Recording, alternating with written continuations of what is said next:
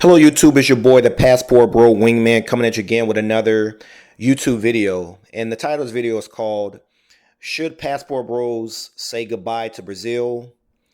Beautiful Brazilian fears feminism is taking over soon. And the way this video came about was I was watching a content creator named International Passport. I watched several of his different videos. He has very good content. He is a passport bro himself, and he gives like a lot of advice to the brothers and that kind of thing. And so one of his latest videos is he interviewed a Brazilian woman. I believe her name is Renata Lopez. She actually has a channel. Sometimes she appears on the content creator Beautiful Lies. Sometimes she appears on his channel and they kind of work together. So I've seen her on working with several different passport bros and that kind of thing. So anyway, International Passport was interviewing her, and he was trying to get more information about what's going on in Brazil, because like this whole Austin Holloman situation had kind of developed a bunch of legs and has taken off on its own. So he was trying to get more information about as far as is feminism starting to creep up into Brazil and taking over, and what's the likelihood it's going to take over in the future. And some up things, she pretty much felt that potentially maybe within like the next 5 years, she felt like it's going to really take root into Brazil and start expanding and taking over and that kind of thing. And so it left the question of, is Brazil going to start becoming dead to most passport bros? And are we, is it kind of like almost time to say farewell and that kind of thing? And I just kind of wanted to weigh on this whole topic and, just give my opinion about the whole situation. So there's a few things. I believe that Brazil, I don't necessarily believe it's considered like a third world country. I think it falls within, it's called BRICS, which is like Brazil, Russia, India, I believe China. And pretty much these countries are more like developing countries. And a lot of them are, as you see now, China is potentially may become like, well, it has to some degree become like a superpower. So a lot of these countries have strong, starting to have strong economies and that kind of thing. So a lot of them are starting to, at some point, I don't think necessarily they'll be on a level with the United States, but they're starting to be more developed and they're going to have more things going on. So that being said, at some point, Brazil is going to start, having enough income where they can start to some degree compete with the United States. So as a result, as we know, a lot of times when these countries become westernized and become on like almost like on a superpower level, as they become more civilized, unfortunately, in many cases, a lot of women start to feel like they don't need men as much, because at this point you start to have all these welfare programs, and the country seems so safe that a lot of times men have kind of like civilized it so much that women at that point start to feel like they don't really need men. So to some degree, as the economy improves in Brazil, you will start to see possibly more women who kind of have this mentality. So, you have that going on. So I don't necessarily think within the next 5 years, 'cause I think 5 years would be too soon. But to some degree, you may see a little bit more of this now. But here's the thing. I necessarily wouldn't be necessarily worried about feminism taking over, Brazil or any of these other little countries or any other country in general that a lot of passport bros travel to. And I have, some reasons for that in general. So, okay. So, so first off, let's kind of consider why in general Brazil is tends to be poorer than the United States. So one of the things is that a lot of people there have lack of access to education and that kind of thing. There's a big divide between the haves and the have-nots. I believe there's about 210 million people in Brazil. And out of that 210 million, there's about 2 million that own about half of the square footage of the country as far as like property and that kind of thing. So you have a huge divide between the have and the have-nots. Also, as far as education, only a small portion have good access to good quality education. Everyone else kind of gets like secondary type schooling. A lot of times, some people there don't necessarily finish all their schooling, and so they wind up unfortunately having a hard time within the workforce and that kind of thing. And in fact, I think I was reading an article when they were saying about most brown and black people there, they generally only earn about half as much as the lighter skin or white people there, that kind of thing. So you have this huge inequality there. Now, why was that important? Why did I even bring that up? So keep in mind that in many cases, when you go there as a passport bro, you automatically in many cases are going to be the top tier type of man. You have access to lots of resources, and as a result, it's very difficult for a lot of men there necessarily to compete with you. So what I'm saying is, even in spite of there might be feminism growing there, you're still going to be top of the line men there, and and because of that, women still going to somewhat have to still compete, and many women in general will be more cooperative with you than it will be with some of the other men there. So you have that, but here's the other caveat too.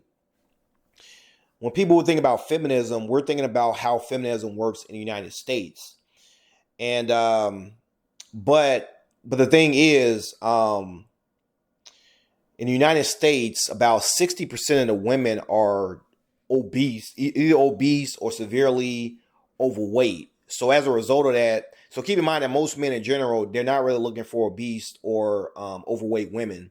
So as a result, there's only really about a small percentage of women. Let's just say 40%. And let's say of that overweight women, let's say some of the women who are overweight, let's say they're very thick.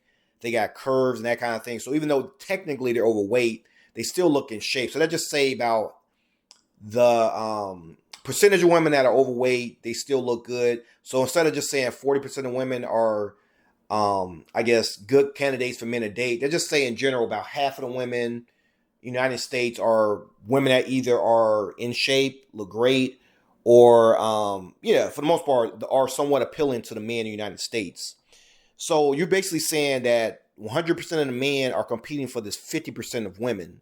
So you have that issue going on. And then on top of that, you got all these social programmings pretty much replacing men. Like as I always say, like you have the food stamps, public housing, and in many cases, all these college programs pretty much catering to women and pulling them to schools. And as we know, in general, men tend to date down, women tend to date up. So a lot of times these women are pretty much outpricing themselves out of the dating market. So it makes it very difficult for men in general to be able to even date some of these women. Versus what I'm telling you is in Brazil, even though the women there, let's just say they kind of do the same thing there, the Brazilian real is not going to be as strong as the US dollar. So even in that case, there's going to be women that you qualify for that a lot of men there are not going to be able to qualify for because you make more than those men and those women make as much as the men there. So there's going to be a huge percent of the women there that are going to be looking for mates still, So basically what I'm saying in regards to passport bros, it's not going to have that much more of effect on you than it has before. Of course, there's going to be a percentage of women now that, might feel like, just say that things get, because I know like they were saying as far as like the elderly there, because of the pensions there are very, very good. They've been able to wipe out a whole lot of poverty and that kind of thing, even though there still is a lot of poverty there. But basically what I'm trying to say is that now when you go there, still, it won't really be that much of an issue, it won't be that much of an issue. Also, keep in mind that, especially for my, some of the black passport bros and some of the brown ones, that kind of thing. Keep in mind that in the United States, where feminism is running rampant, this is a majority non-black country. And I say that to say that Brazil, on the other hand, is a majority black country in general. You do have a smaller, lighter skinned white population there, but it's not like, these European powers where when you go there, there's a lot of racism you experience in the dating market where there's women who literally will have pages up that say no black dudes and that kind of thing.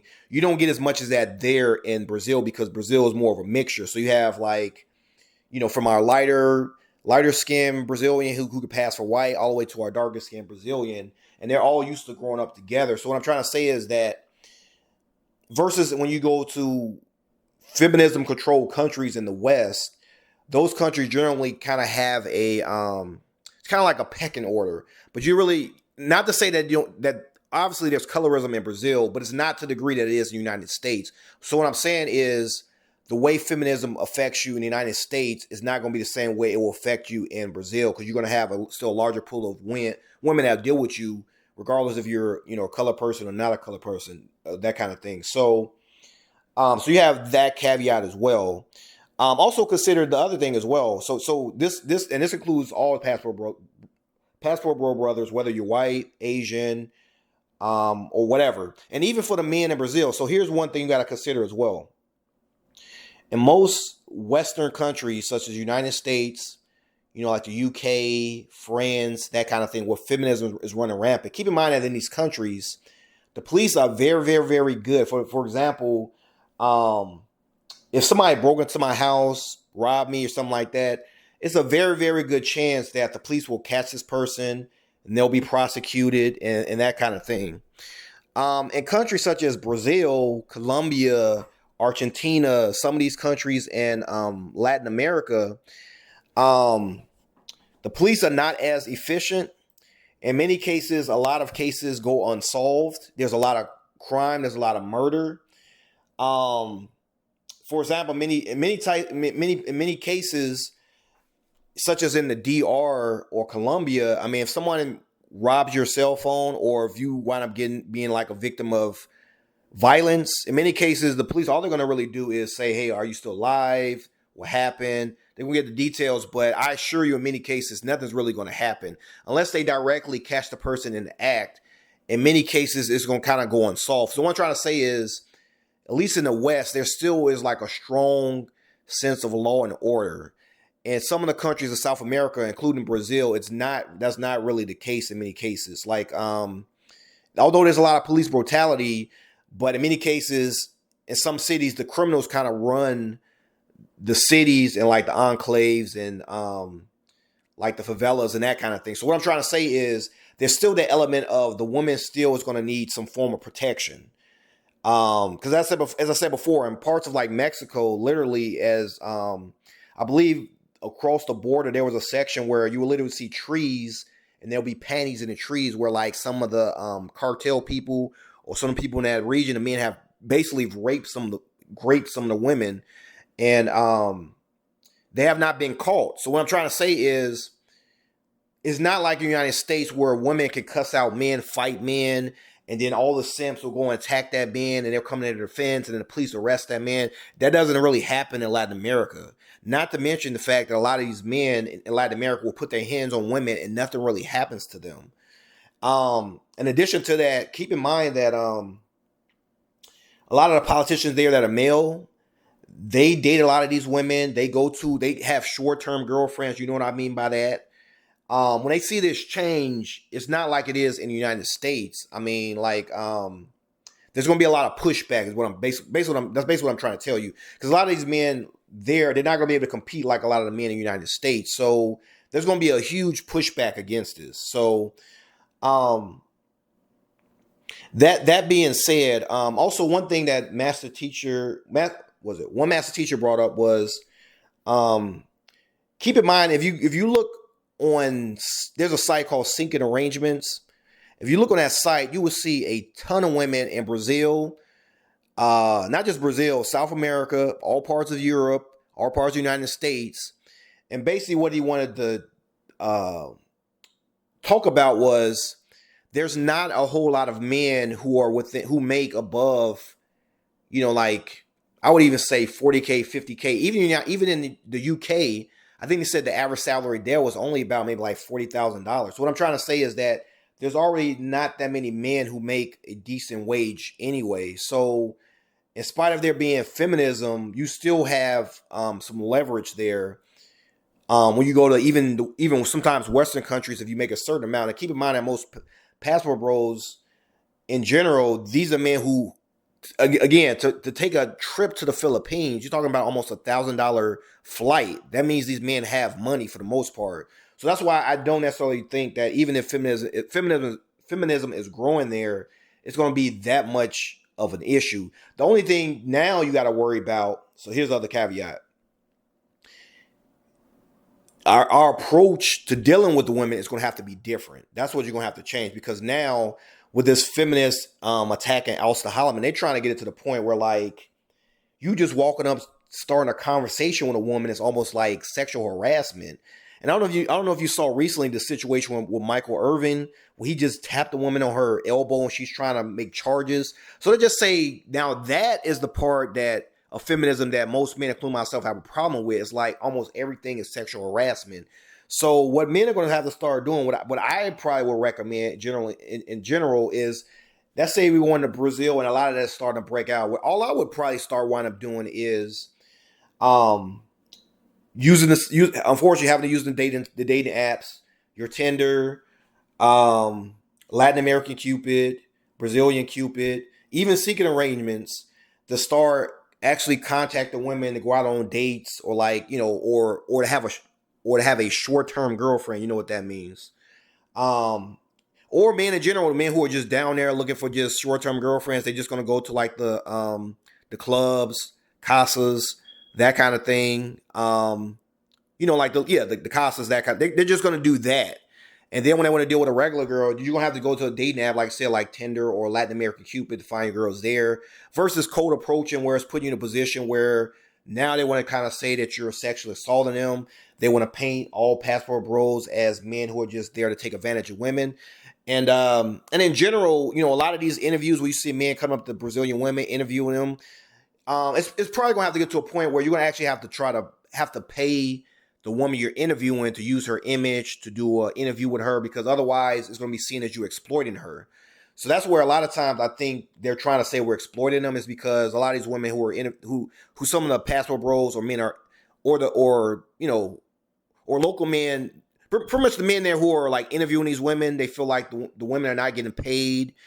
We're just using their face, their images online, and not getting paid. So it's kind of like in their mind, they're trying to say it's like exploitation, that kind of thing. So all I'm trying to say is that all it's going to really cause men to do is, if you do travel to Brazil, you're just going to have to move in a more sophisticated manner. As I said before, in my opinion, just you going to have to go under the radar, not let a whole bunch of people know you're there, not really let a lot of people know about your agenda there, like where you plan to go, if you plan to go to clubs, that kind of thing, because they're trying to say that a lot of pastoral bros don't talk a lot about the culture. It's only about women and that kind of thing. So you guys are just there to exploit the women. But what's so strange about that is, as someone has stated before, when women go overseas, they go to Jamaica, they go to Kenya, that kind of thing, and they're just there for the men. They labeled it as a romance tour, but for us, they want to say it's like, um, it's poon tourism. I'll put it that way. That's pretty much what they're saying. We're there for the most part. We're not there to experience the culture. We're just there for that. But for the women, they say that that's romance and that kind of thing. So all I would say is, if you're a guy, because here's the thing, I feel like you should be able to go wherever you want to go, and the reason for you going, that's no one's business but your own. So my opinion is, let's say even if you do want to go there just to go on dates with girls, go to the casas, that kind of, which again is legal there, maybe not in the States, but I do understand they're trying to label it as you can't in the States, since it's not legal here. You're not really supposed to be promoting it. So I would say don't promote it. Just, we know about it. As they say, what is known doesn't need to be said. Just go there. You're under the radar. Have fun wherever you're at. Do your thing. Just don't broadcast it for the most part. Just don't broadcast it. Do your own business there. Just move, like I said, move in silence, move under the radar. And when you do want to look for a regular girl, if it's getting to the point where cold approaching is now seen as harassment in some form, then my suggestion is just use the apps. Just start using the apps. Latin American Cupid, Tinder,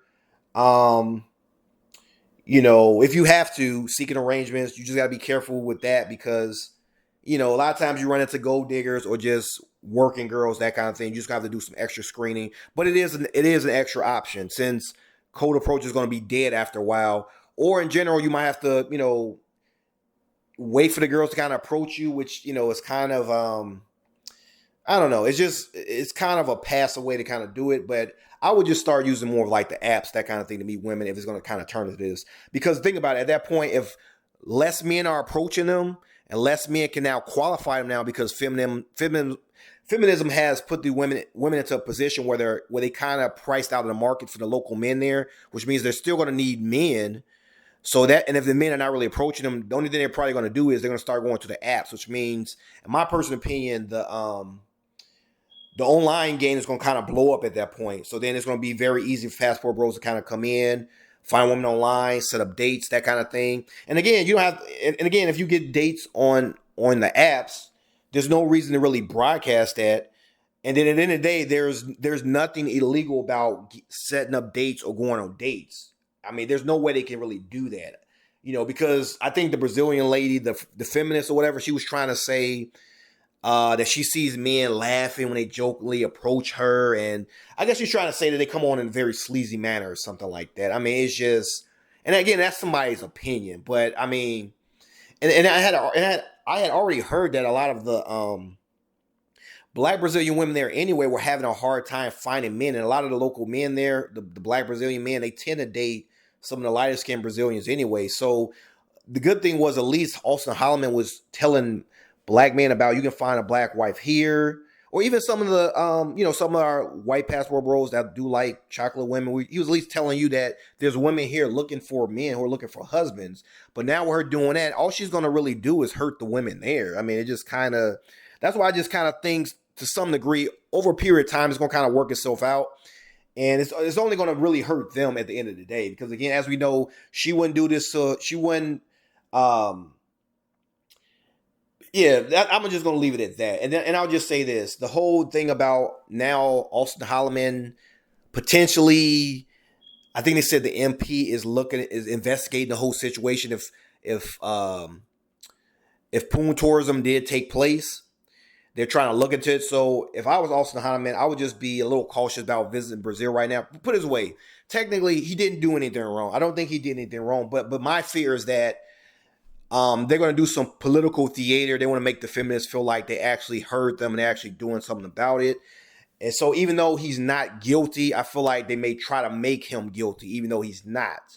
And because the court system there does not work like the court system in the United States, where everything is fair and balanced, you can get good lawyers and get off.